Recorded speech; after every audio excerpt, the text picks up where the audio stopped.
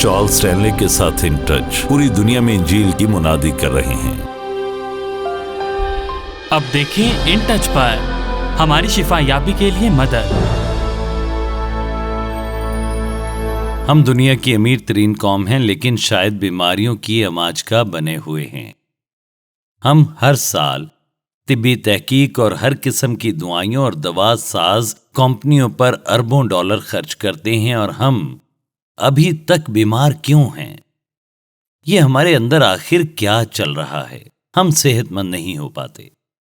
Bible देखें, इंसानी जिस्म और खुदा की नजर में उसके मकाम के बारे में क्या कहती है। हम एक आदमी को चांद और खिला में भेज सकते हैं, मगर किसी को सेहतमंद नहीं रख सकते। इस बारे में क्या कुछ ठीक नहीं? अब सवाल यह है कि खुदा इंसानी जिस्म और शिफा के बारे में क्या कहता है।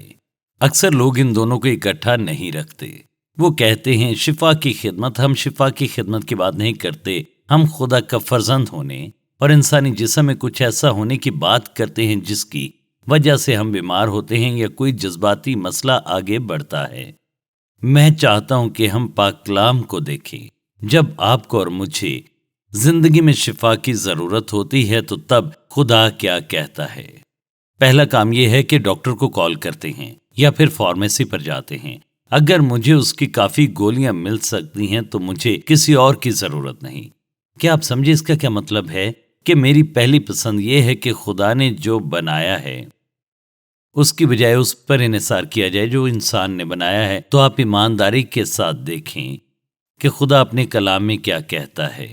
याकूब 5वां बाब, और देखें जब बीमारी होती है, जब हमारी जिंदगी में बीमारी आती है तो हमारा रद्द अमल आखिर क्या होना चाहिए। फिर वो इसकी 13वीं आयत पर आता है और वो यहां पर यूं कहता है। देखें यहां पर लिखा है, अगर तुम में कोई मुसीबत ज़दा हो तो दुआ करे, अगर खुश हो तो हम्द के गीत गाए। अगर तुम में कोई बीमार हो तो कलीसिया के बुजुर्गों को बुलाए और वो खुदावंद के नाम से उसको तेल मल कर उसके लिए दुआ करे। और जो दुआ ईमान के साथ होगी उसके बायस बीमार बच जाएगा और खुदावंद उसे उठा खड़ा करेगा। और अगर उसने गुनाह किए हों तो उनकी भी माफी हो जाएगी। बस तुम आपस में एक दूसरे से अपने अपने गुनाहों का इकरार करो और एक दूसरे के लिए दुआ करो ताकि शिफा पाओ। रास्तबाज की दुआ के असर से बहुत कुछ हो सकता है। तो मैं चाहता हूं कि चंद लम्हों के लिए इसे देखें। वो हमारी शिफा के लिए मदद है। हम जो भी हों दूसरे लोगों को शामिल करें। देखें, हम मसीह का बदन यानी कलीसिया होने के बारे में बात करते हैं। कलीसिया के तंजीम होने के बारे में चर्च भी एक खानदान है और हर एक मकामी कलीसिया खुदा के लोगों का खानदान है और खानदान के अफराद एक दूसरे से ताल्लुक रखते हैं। घर वालों को एक दूसरे का ख्याल रखना चाहिए, घर वालों को एक दूसरे से प्यार करना चाहिए, एक दूसरे के लिए दस्तयाब होना चाहिए और फिर एक दूसरे को कबूल करना चाहिए। अच्छे खानदान की बहुत सी खसूसियात हैं और इस तरह याकूब के इस बाब में वो हमें एक नमूना पेश करता है और ये दरअसल हर चीज को मुतासिर करता है, ना सिर्फ बीमारी, ना सिर्फ जज्बाती चीजें, ना सिर्फ जिस्मानी चीजें। गौर करें वो क्या कहता है। इसे एक लम्हे के लिए पढ़ें और मैं चाहता हूं कि हम इसे देखें कि यहां क्या शामिल है। और इसलिए वो सवाल पूछ रहा है, अगर तुम में कोई मुसीबत ज़दा हो तो दुआ करे, अगर खुश हो तो हम्द के गीत गाए। अगर तुम में कोई बीमार हो, लिहाजा वो बीमारी को मुसीबत से अलग करता है क्योंकि हमें एक दूसरे की जरूरत है। ना सिर्फ जब कोई शख्स जिस्मानी तौर पर बीमार हो, बल्कि बहुत से जज्बाती परेशान लोग हैं जो जिस्मानी तौर पर बीमार होने वाले लोगों से कहीं ज्यादा तकलीफ में होते हैं। जज्बाती चोट में जज्बाती चोट और दर्द और तकलीफ है, रद्द किया जाना, नफरत, तलखी, नाराजगी और नामुआफी और बाकी सब कुछ इसमें शामिल है। और लोग नुकसान का शिकार हैं, अपने घर का नुकसान, बच्चों का नुकसान, खानदान का नुकसान। तो जब वो कहता है अगर कोई मुसीबत में हो, किसी से पूछें क्या कोई मुसीबत में, अपने हाथ उठाए تو اکثر لوگ اس چیز پر ہاتھ اٹھائیں گے۔ تو ہم اسے اس تک محدود نہیں کرتے کہ کسی شخص کو جسے کوئی جسمانی بیماری ہو۔ جسمانی بیماریاں ہوتی ہیں، لیکن جذباتی بیماریاں بھی ہوتی ہیں۔ اکثر اوقات یہ جذباتی پہلو سے بھی بدتر ہو سکتا ہے۔ تو سوال یہ ہے، اگر وہ ہیں تو یہاں ہم اس حالت میں ہو سکتے ہیں، یہ جسمانی بھی ہو سکتی ہے اور جذباتی حالت بھی ہو سکتی ہے۔ تو آئیے اسے اس روشنی میں دیکھتے ہیں وہ کیا کہتا ہے۔ یہ وہ طریقہ ہے جس سے ہم کام کرتے ہیں۔ دیکھیں وہ یہاں پر کہتا ہے، اگر تم میں سے کوئی بیمار ہو، پھر اسے کلیسیا کے بزرگوں کو بلانا چاہیے اور وہ خدا کے نام پر تیل سے مسح کرتے ہوئے اس کے لیے دعا کرے۔ اس لیے وہ ہمیں یہ اندازہ لگانے کے لیے نہیں چھوڑتا کہ کیا کرنا ہے، وہ بالکل واضح بتاتا ہے۔ آپ ان 2 آیات کو دیکھیں، وہ واضح کرتا ہے کہ اسے بزرگوں کو بلانا چاہیے اور وہ اس کے لیے دعا کریں۔ وہ چرچ کے بزرگوں کے بارے میں کہتا ہے۔ اگر آپ بیمار ہو جاتے ہیں اور آپ چاہتے ہیں کہ آپ کے لیے کوئی دعا کرے، تو انتظار نہ کریں کہ آپ کسی کے بیمار ہونے کا اندازہ لگائیں۔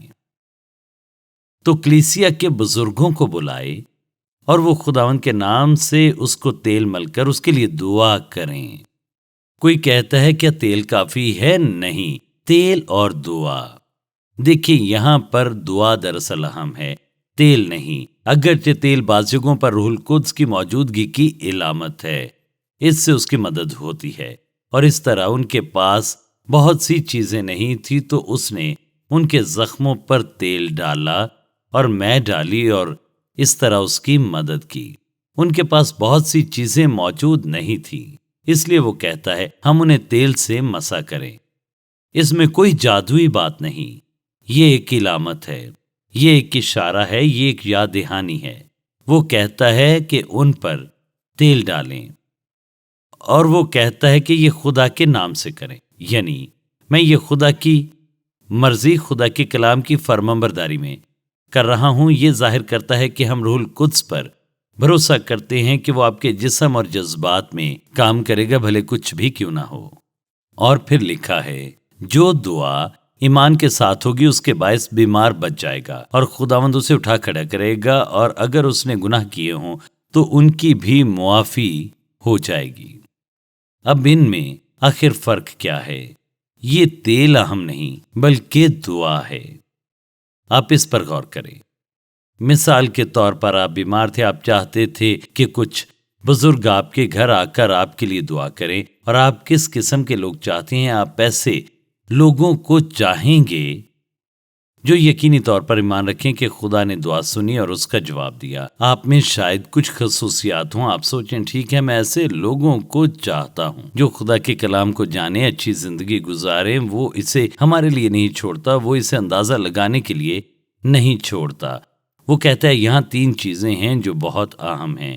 یہ دعا، وہ دعا جو ایک بیمار شخص کے لیے کی جاتی ہے، یہ دعا 3 خصوصیات والے شخص سے نکلنی چاہیے۔ سب سے پہلے ایمان میں پیش کی جائے۔ ایک لمحے کے لیے یعقوب پہلے باب پر جائیں اور سنیں، اور شاید ہم سب اس حوالے کو اچھی طرح جانتے ہیں، لیکن میں چاہتا ہوں کہ آپ اسے غور سے دیکھیں۔ 5ویں آیت میں وہ حکمت کی بات کہتا ہے، لیکن اگر تم میں سے کسی میں حکمت کی کمی ہو تو خدا سے مانگے جو بغیر ملامت کے سب کو فیاضی کے ساتھ دیتا ہے اور اس کو دی جائے گی، مگر ایمان سے مانگے اور کچھ شک نہ کرے۔ یہ نہیں کہ شاید وہ کرے گا، شاید نہیں کرے گا، شاید وہ کر دے، شاید نہ کرے۔ وہ کہتا ہے وہ بغیر ملامت کیے سب کو فیاضی کے ساتھ دیتا ہے، اس کو دی جائے گی، مگر ایمان سے مانگے اور کچھ شک نہ کرے، کیونکہ شک کرنے والا سمندر کی لہر کی مانند ہوتا ہے جو ہوا سے بہتی اور اچھلتی ہے۔ ایسا آدمی یہ نہ سمجھے کہ مجھے خداوند سے کچھ ملے گا۔ تو وہ کہتا ہے ایمان کی دعا، یعنی ایمان کی دعا ایک ایسی دعا ہے جو خدا کے کلام پر مبنی ہو، جو دعا کے جواب کے تجربے پر مبنی ہو۔ ایمان کی دعا، لہٰذا اگر شفا یابی والی دعا چاہیے تو ایک دعا ضرور ہونی چاہیے جو ایمان کی زندگی سے نکلے۔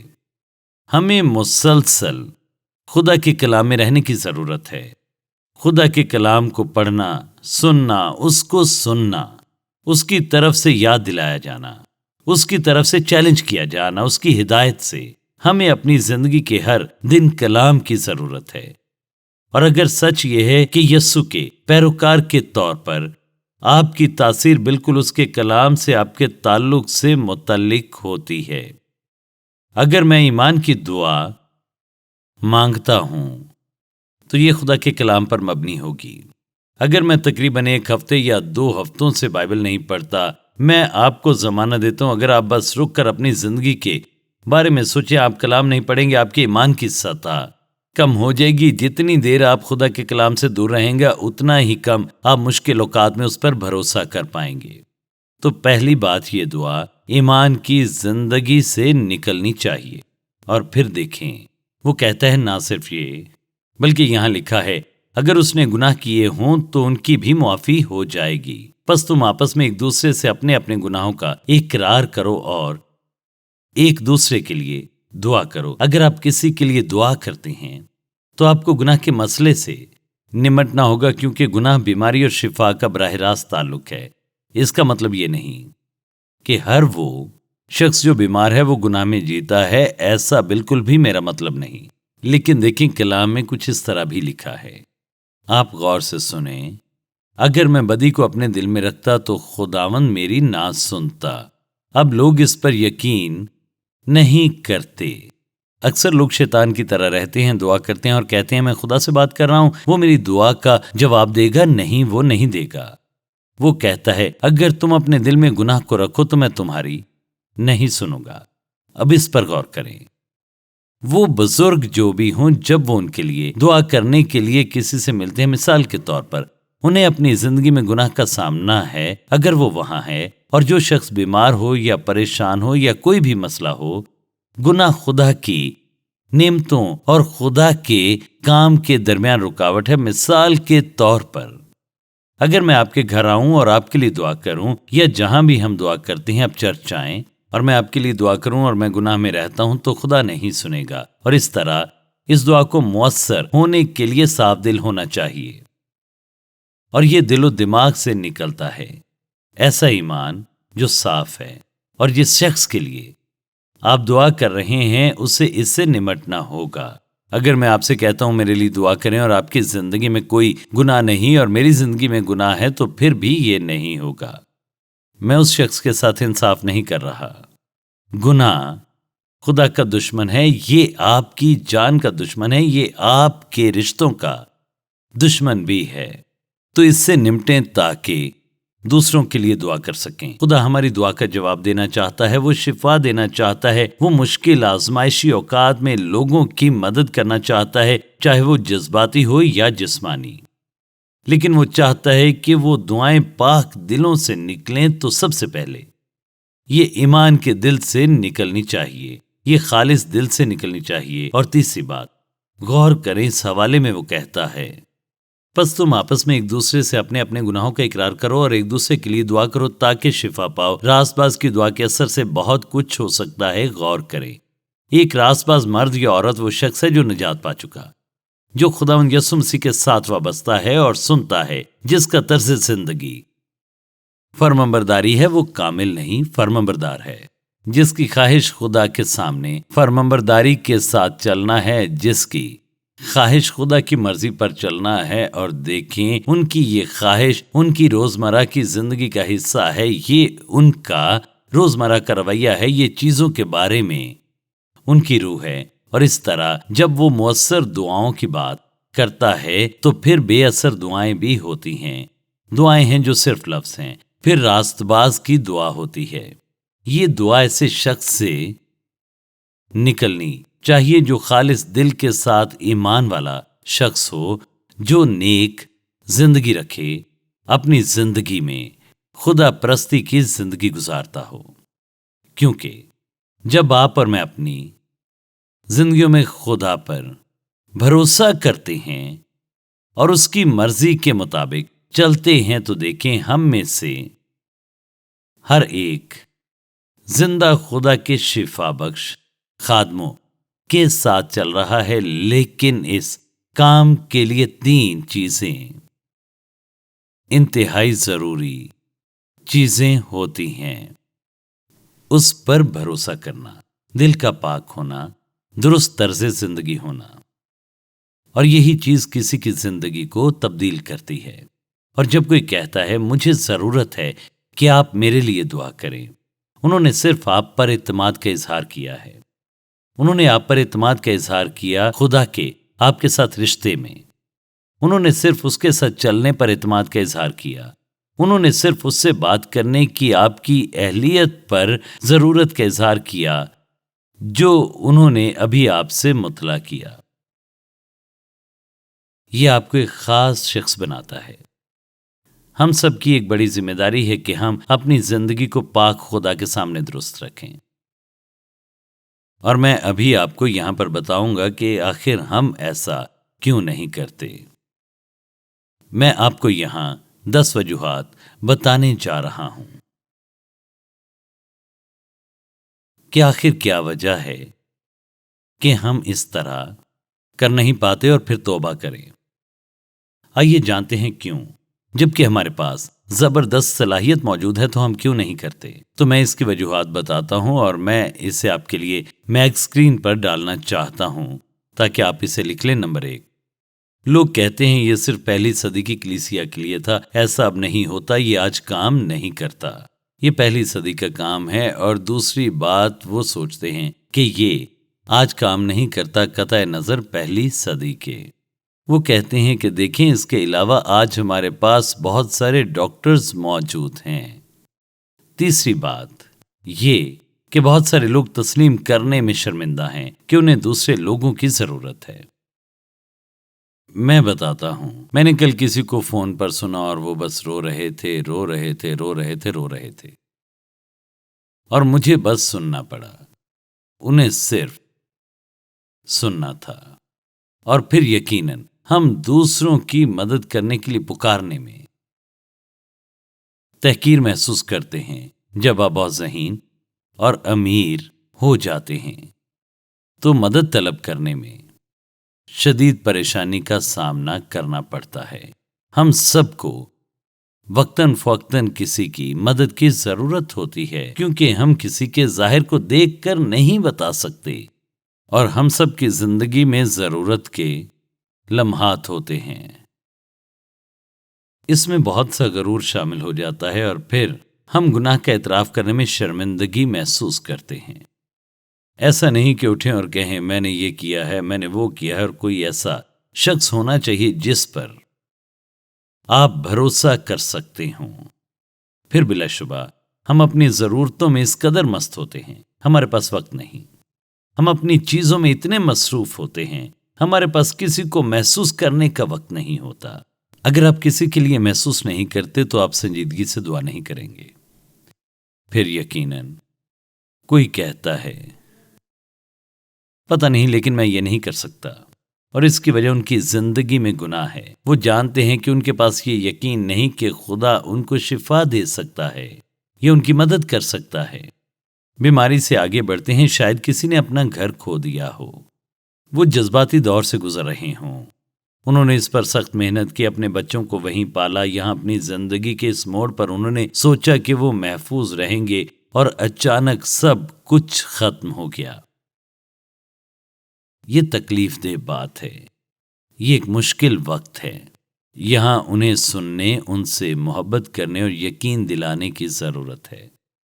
کچھ حالات میں آپ نہیں جانتے کیا کریں، یہ کہنے کے بجائے کہ یہ کروں، یہ بہتر ہے کہ خدا سے پوچھیں کہ وہ کیا چاہتا ہے، کیونکہ اس کے پاس صحیح جواب موجود ہے۔ اور پھر کوئی کہتا ہے میں صرف خود کو اس قابل نہیں سمجھتا۔ میں آپ سے پوچھتا ہوں، آپ کس چیز کے بارے میں اتنا قابل محسوس کرتے ہیں؟ دیکھیں، یہ قابلیت کی بات نہیں، بلکہ یہ بات یہ ہے کہ ہم خدا کے فرزند ہیں، اور ہم انہیں پریشانی میں دیکھ نہیں سکتے۔ اب آخری بات سنیں، ہمیں گیٹ ویل سون کا کارڈ بھیجنا آسان لگتا ہے۔ आप हकीकी परेशानी में मुब्तला हैं।